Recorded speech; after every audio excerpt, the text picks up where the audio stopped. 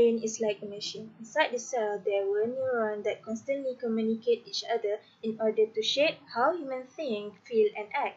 Let's see how the neurons communicate to each other. This is the end of the neuron. The right one responsible to send message while the left one have to receive message. At first, they seem to be connected, but somehow they actually are separated each other between tiny space gaps called as synapses, where messages are relayed to each other. But we can see next how we normally experience pleasure. This is the sending neuron that contain dopamine, in which known as the brain pleasure chemical.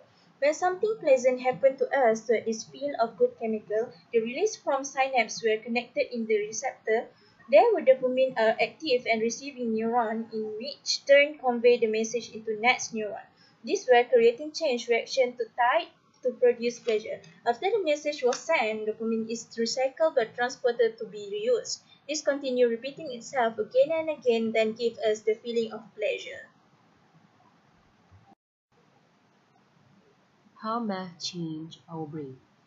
When we consume meth, it travels through the bloodstream to the center of the brain and invade the neurons. Meth causes dopamine to unnaturally plunge into the neurons and burst out to the synapse, where worse, it blocks the transporter that recycles back dopamine. This will overstimulating our brains with a lot of dopamine means feeling more good and pleasure from 8 to 12 hours by only one dose. Through this process, due to less recycling of dopamine, the store of dopamine in the body will run out.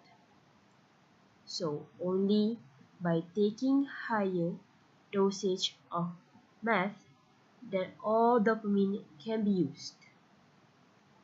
However, transporter got destroyed and receptors are sink in that will be harder to feel good. This leads a person to be dependent to meth in their aftertime for pleasure.